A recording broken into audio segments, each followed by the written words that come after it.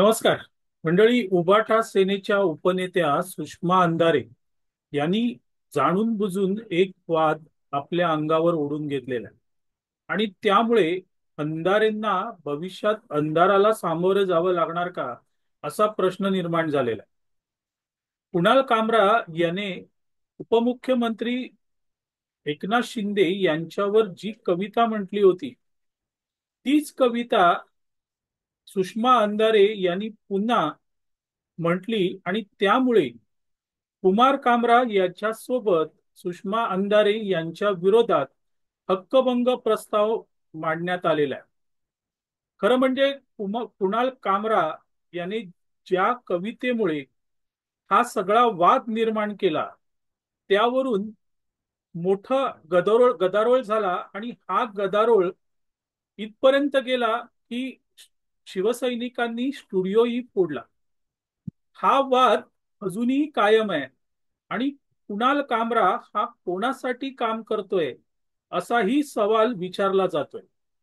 असं असा आरोपही झाला की कुणाल कामरा याला उबाटा सेनेकडूनच हे सगळं करण्यासाठी प्रोत्साहन देण्यात आलं, त्याला खंडणी देण्यात आली, असंही म्हटलं गेलं. हा वाद आता शमत नाही, तोच सुषमा अंधारे या वादात त्यांनी उडी घेतली. खरं म्हणजे सुषमा अंधारे यांनी या वादात पडण्याची काही गरज नव्हती.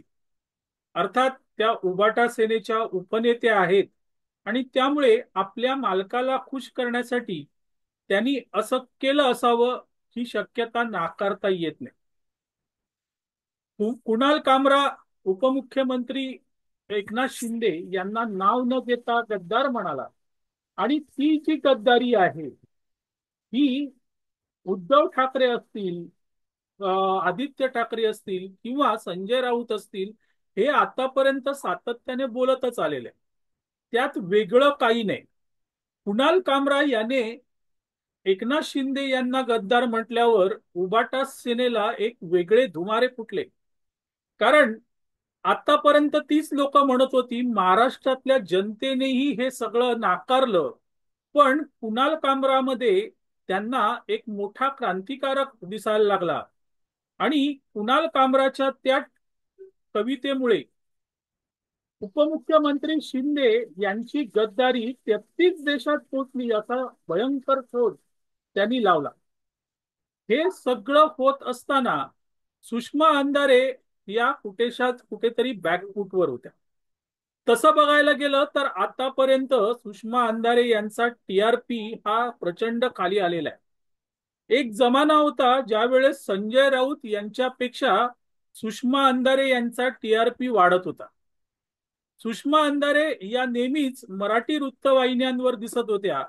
जरा काही झालं की मराठी वृत्तवाहिन्यांचे पत्रकार बूम घेऊन त्यांच्या पुढे हजर होत होते.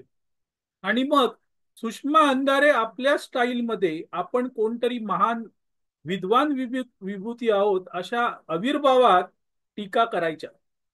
पण सुषमा अंधारे यांना आता लोक बघत नाहीत, त्यांचा टीआरपी कमी झालाय, हे ज्या वेळेस मीडियाला कळलं, त्यावेळेस मीडियाने त्यांना लांब ठेवायला सुरुवात केली.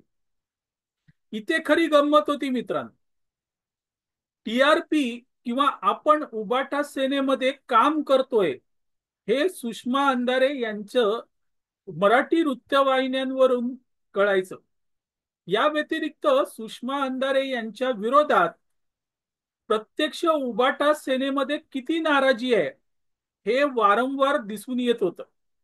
उबाटा सेना सोडून शिंदे यांच्या शिवसेनेत किंवा भाजपमध्ये जाणाऱ्या शिवसेनेतल्या प्रत्येक पदाधिकाऱ्यांनी, शिवसैनिकांनी नेहमी नाव कोणाचं घेतलं असेल तर संजय राऊत आणि सुषमा अंधारे यांना कंटाळून आम्ही उबाटा सेना सोडतोय. याचा अर्थ स्पष्ट होता की उबाटा सेनेमध्ये सुषमा अंधारे यांना लोक कंटाळले. आणि तितकंच नाही मित्रांनो, तर मध्यंतरी बीडचं प्रकरण, ऑफिससाठी सोफा, त्यानंतर एसी लावणं, हे देखील सुषमा अंधारेंनी केलं. सुषमा अंधारे ह्या प्रत्येक वेळेस हस्तक्षेप करतात, पैशांची मागणी करतात, असेही आरोप त्यांच्यावर उबाटा सेनेमधून झाले. आणि त्यामुळे सुषमा अंधारे यांचा टीआरपी एकदम खाली गेला. सुषमा अंधारे दिसेनाशा झाल्या. त्यांचं उबाटा सेनेमधलं स्थानही डळमळीत झालं की काय अशी शंका येत होती. अशा वेळेस कुमार कामरा याने म्हटलेली कविता ही कदाचित त्यांना संजीवनी सारखी वाटली असावी. आणि त्यावर प्रचंड मोठं वादळ उठलं असताना आणि ती कविता पुन्हा कोणी म्हणत नसताना सुषमा अंधारेंनी मुद्दाम ती म्हटली का? त्यांच्या त्यांना असं वाटत होतं का की आपण ही कविता म्हटली की आपण वाद अंगावर ओढून घेऊ?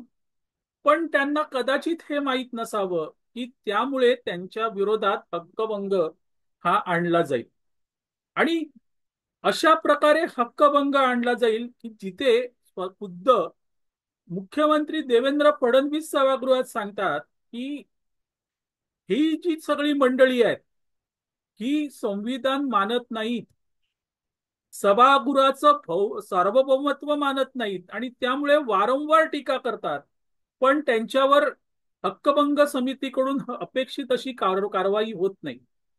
देवेंद्र फडणवीस ज्या वेळेस सभागृहात असं सांगतात त्यावेळेस एक निश्चित आहे की हक्कभंग समिती यावेळेस कठोर कारवाई करण्याच्या पवित्र्यात आहे.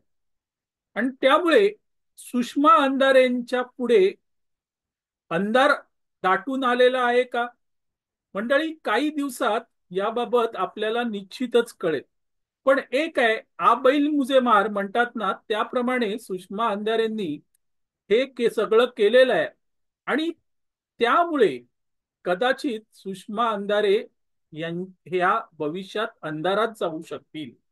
असो मंडळी, तुर्तास इथे थांबतो. मी आबा माळकर आपली रजा घेतो. धन्यवाद.